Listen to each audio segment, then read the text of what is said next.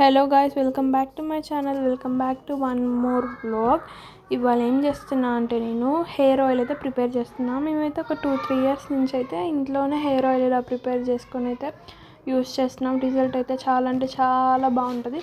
మీకు కూడా ఎవరైనా హెయిర్ ఫాల్తో ఇబ్బంది పడుతున్నా, లేకపోతే ఇంకా ఏమైనా హెయిర్ ఇష్యూస్ ఉంటే ఈ ఆయిల్ అయితే ట్రై చేయండి. చాలా అంటే చాలా బాగుంటుంది. అందులో కావాల్సిన ఇంగ్రీడియంట్స్ ఏంటంటే ఒక లార్జ్ ఆనియన్ అనమాట. నేనైతే 500 ఎంఎల్కి అయితే ఒక పెద్ద ఆనియన్ అయితే తీసుకున్నాను. నెక్స్ట్ 5 to 6 లవంగాలు, ఇంకా ఒక 2 టేబుల్ స్పూన్స్ ఆఫ్ మెంతులు, 2 టేబుల్ స్పూన్స్ ఆఫ్ రోజ్మెరీ, ఇంకా ఒక 10 to 15 ఆమ్లా, డ్రైడ్ ఆమ్లా.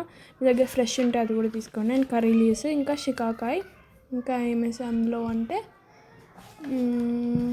అంతే గాయ్స్. నెక్స్ట్ అయితే మనం ఒక ప్యాన్ పెట్టి అందులో మనం ఇందాక పెట్టుకున్న ఇంగ్రీడియంట్స్ అన్నీ వేసుకోవాలి. ఇంగ్రీడియంట్స్ అన్నీ వేసుకున్న తర్వాతకి అందులో ఆయిల్ వేసుకోవాలన్నమాట. నా దగ్గర అయితే 500 ml ఆయిల్ ఉంది కాబట్టి నేనైతే ఒక 2 స్పూన్స్ తీసుకున్నా. ఒకవేళ మీ దగ్గర లీటర్ ఉంటే మాత్రం దానికి డబల్ టైం తీసుకోండి. నెక్స్ట్ అయితే మనం ఇలా సిమ్లో పెట్టుకోవాలి. ఒక 15 minutes తర్వాతకి అయితే ఇలా వస్తుందన్నమాట. అప్పుడు మనకు ఆయిల్ అవుతుందని అర్థం. సో చాలా అంటే చాలా మంచి స్మెల్ వస్తుంది. దీన్ని ఒక 20 minutes పాటు సిమ్లోనే పెట్టుకోవాలి. కలర్ అయితే ఇలా చేంజ్ అవ్వాలి మంచిగా. సో చేంజ్ అయిపోయాక ఆయిల్ అయితే అయిపోయింది. దాన్ని అయితే మనం స్ట్రెయిన్ చేసుకొని, కలర్ చూసారా అట్లా కలర్ రావాలి, గ్రీన్ కలర్ ఆర్ బ్రౌన్ కలర్లోకి వస్తే అయిపోయినట్టు.